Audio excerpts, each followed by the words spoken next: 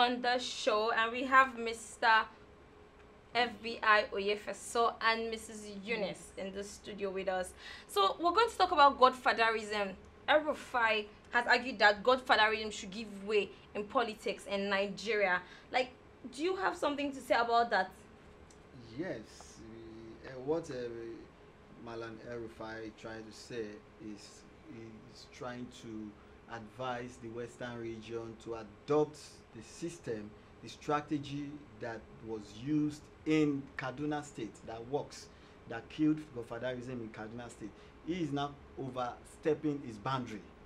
You understand? To now come to Lagos to now say, yes, the same template they used in killing godfatherism in Kaduna should be used. The Lagos should adopt it. Number one, he lacks the local standing to give such an advice. Number two, he is overstepping his boundary. Number three, I am in support that godfatherism should be stopped, but it shouldn't come from such a person like Malan El-Rufai.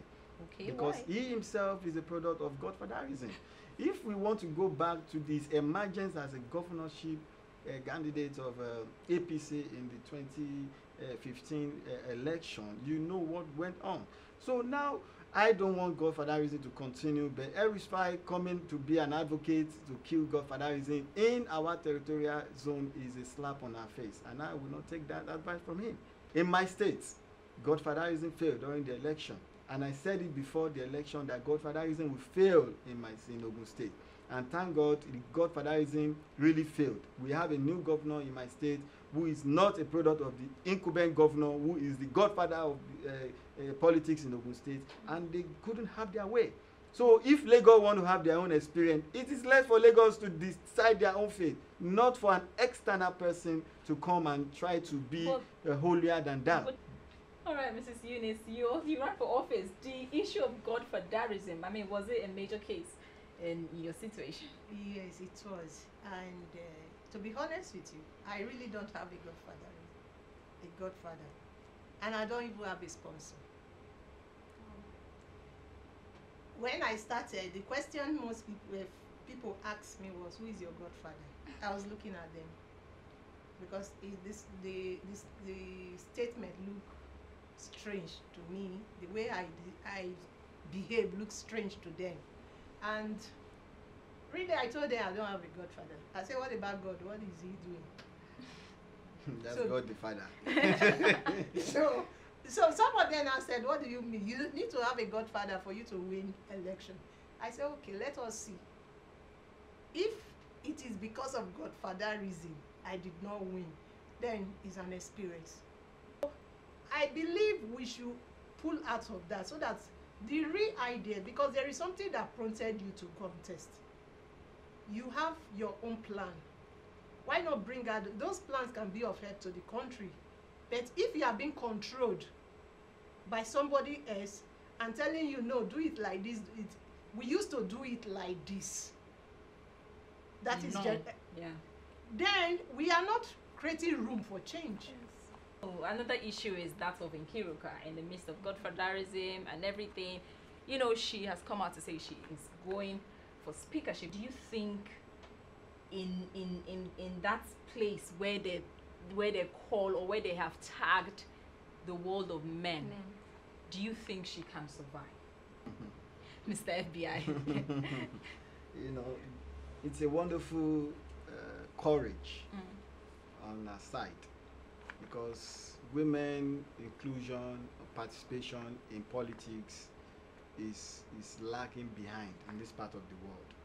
So for such a person to now, you know, take it further, that I want to become the speaker of the House of the Night Assembly, it's a welcomable idea. So she wants to be part of the tussle. She will learn the game. You know, it's not easy. I will not lie to you as a politician. I have experience to be the speakership of this night Senate when the whales and lions, the elephants that they are fighting, and you want to gather that courage to now challenge them. Come on, we need to encourage her. Mrs. Eunice, what do you have to say about that? Yeah. Is it possible? Where can she cope? She can only cope when she puts her house in order. Okay.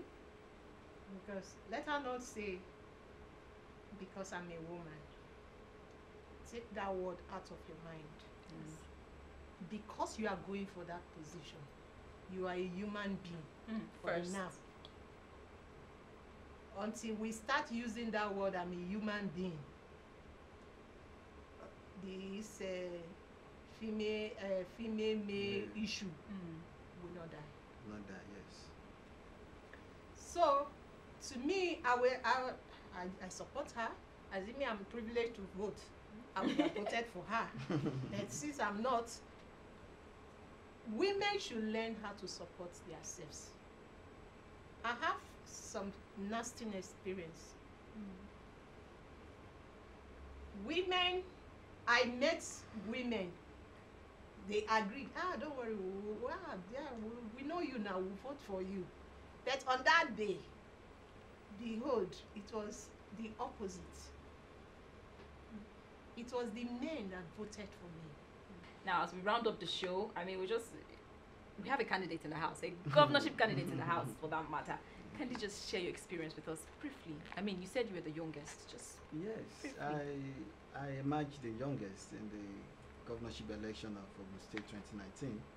And from my experience, I discovered that to seize power is not given freely. You have to fight. You have to make conscious effort. You have to make a continuous effort to ensure that we cling to power. Then going down to the issue of readiness of the Nigerian youth to support their own, I don't think we are ready yet. I understand. The youth are not ready to take over power at the central. Are you getting it? I said it before the election, before the presidential, that the youth are not ready and we cannot cling to power 2019. Some people came to me and said, no, you are anti-youth. I said, no, I'm a youth activist. But going by the level of what we have now, we are not ready. So what we need to do is to advocate more for youth inclusion, youth participation in the process. Listen, I said it last week, I advised the youth president that without the youth forming a common front, there is nowhere we are going. The older generation will keep dribbling us. They will keep using us as a canoe folder in their hands to perpetrate and to carry out their own selfish interests. We need to form a common front. And how do we form it? We start with sensitization, advocacy. Let the youth be involved.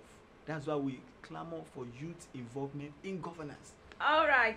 It has been an interesting conversation with our guest today in the house. I mean, it's been insightful and enlightening. Indeed, it has. And we want to say a big thank you to Mr. FBI Oyefeso for taking out your time to come to the studio and share with us your experience, and also the very beautiful, vibrant woman. I'm so sorry, but women, yes, we have to give it to her. It's a wonderful experience. Yes, it is. I celebrate you once again. Yeah. I'm not giving up. We are not giving up. Yes, exactly. All right, it's a wrap on today's show. This is 2019 Weekly, brought to you by Youngsters Foundation with support from Ford Foundation. Join us next time for another interesting episode on the show. Until next time, bye for now. Bye.